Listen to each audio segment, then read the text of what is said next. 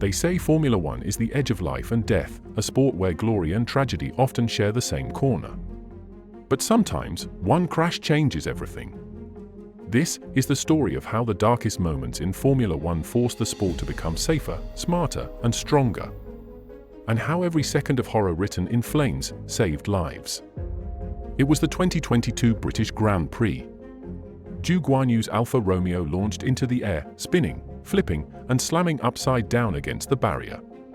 The world froze for 27 unbearable seconds. No one knew if he was alive. The crowd fell silent. George Russell jumped out of his own car and sprinted toward the wreckage. The cameras didn't dare cut away. Zhou's car was pinned between the tire wall and the fence, a crushed shell of carbon fiber and metal. Then the words came. "He's conscious. He's talking." Miraculously, Zhou walked away without a scratch. And that miracle had a name, the halo. A titanium ring, hated when it was first introduced, had just done the unthinkable, saved a man from being decapitated at 300 kilometers per hour. But that halo was born from blood, from the tragedies that came before. Flashback 8 years. Japan, Suzuka circuit.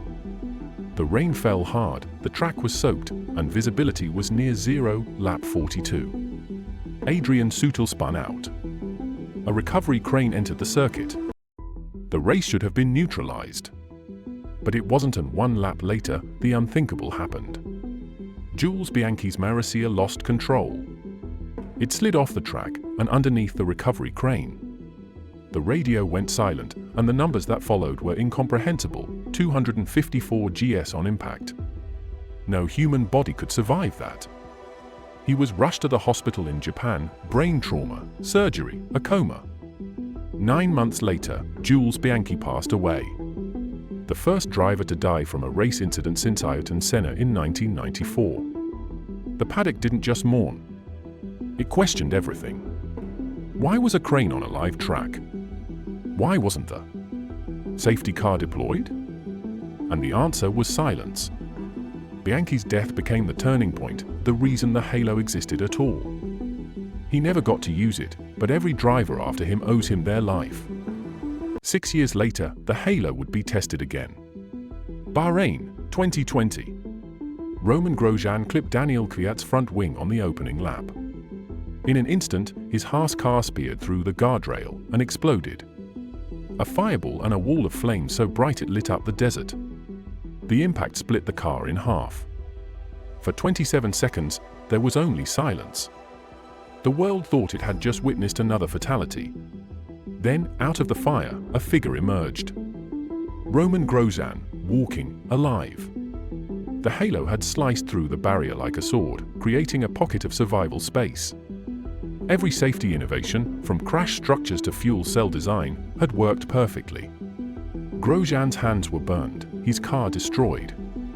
But he survived, and for the first time in decades, Formula One truly saw how far it had come. But not every driver was that lucky. A year before Grosjean's miracle, Formula 2 witnessed horror once again. Spa-Francorchamps, 2019. On the climb up Eau Rouge, Giuliano Alesi lost control. His car spun, hit the barrier, and bounced back onto the track. Antoine Hubert tried to avoid the wreckage, but it was too late. At 200 km per hour, he was hit side-on by Juan Manuel Correa. The crash forces were recorded at over 70 GS. Hubert was pronounced dead less than 2 hours later. He was 22 and his best friend, Charles Leclerc, was racing in Formula One that same weekend. When Leclerc won the next day's Grand Prix, he didn't celebrate. He dedicated it to Antoine, and Hubert's death reignited the safety debate again, not about cars, but circuits. The world realized that even legendary corners like Eau Rouge had to evolve. Barriers were moved. Runoff zones expanded. A silent promise was made, never again. But Formula One's darkest memories run deeper, back to a time before the halo, before even modern helmets. 2009, Hungary. Felipe Massa was chasing pole when suddenly his Ferrari veered off track and slammed into the barrier. Replay after replay revealed something unbelievable. A tiny spring had come loose from Rubens Barrichello's car ahead. It bounced once, twice, and struck Massa's helmet at 260 km/h. He was unconscious instantly. The spring hit exactly where the visor met the shell, a vulnerability long ignored. Massa survived, but barely. He missed the rest of the season, and his career never truly recovered. But his crash forced the FIA to reinforce helmet standards and redesign visors to withstand debris. The same flaw that killed Ayrton Senna in 1994 was finally fixed. And that brings us to the most painful weekend in Formula One history. Imola, 1994. A weekend that began with optimism and ended in two funerals. On Saturday, Roland Ratzenberger, a newcomer fighting to prove himself, crashed during qualifying. A broken front wing failed at 300 km/h. The car went straight into a concrete wall. He never stood a chance. The paddock fell silent. And the next day, Ayrton Senna, the greatest of them all, stood on the grid with tears in his eyes. He had seen too much already. But no one knew the worst was yet to come.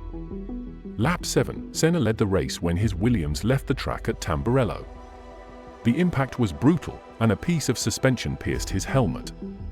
He was airlifted to the hospital. Hours later, the announcement came: Ayrton Senna was gone. The world stopped.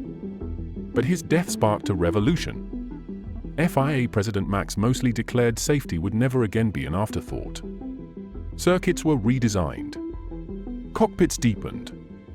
Helmets, medical teams, and rescue response all transformed. Senna's sacrifice built the modern Formula One. But safety wasn't always science. Once, it was luck and courage. In 1982, Gilles Villeneuve was Ferrari's brightest star, a man who drove like he was chasing the impossible. At Zolder, during qualifying, he came up behind Johann Massa, trying to set one final lap. A split second of misunderstanding, both moved the same way. The Ferrari lifted off the ground and exploded into pieces. Gilles was thrown from the car. His helmet ripped away. He was gone before the ambulance arrived. Enzo Ferrari himself said later, "Among my loved ones, I see the face of this great man." Villeneuve's death was more than a loss, it was heartbreak that tore Ferrari apart. But even worse, just a month later, another tragedy struck. At the Canadian Grand Prix, 23-year-old Riccardo Paletti stalled on the grid. Didier Pironi, ahead, didn't move. The lights went out, and chaos erupted. Paletti slammed straight into the back of Pironi's Ferrari. The car exploded in flames instantly. Rescue crews rushed in, but by the time they pulled him out, it was too late. 2 deaths in 1 month, and Formula One could no longer pretend everything was fine. From that moment, cars were redesigned with better fuel cells, cockpit fire protection, and stronger survival cells.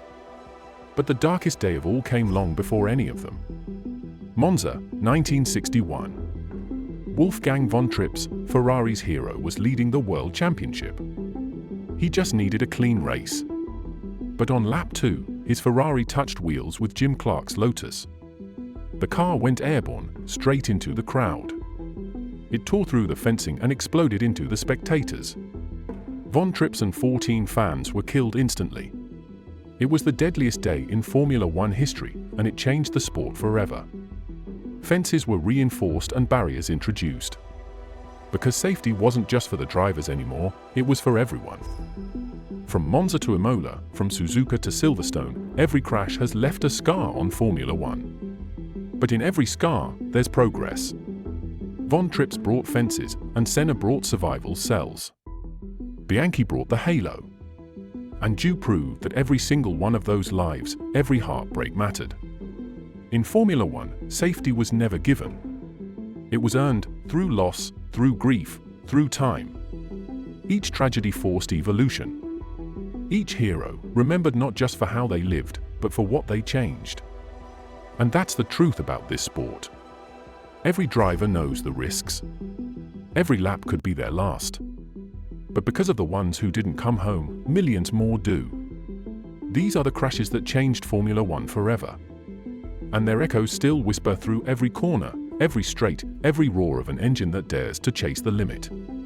If you've made it this far, now you know. Formula One isn't just about speed. It's about survival, sacrifice, and the unbreakable will to move forward. Which of these moments do you think changed the sport the most? Let me know in the comments. I read every one of them. And if you want more stories that reveal the hidden side of Formula, the danger, the courage, and the humanity behind the helmets, hit subscribe, turn on notifications.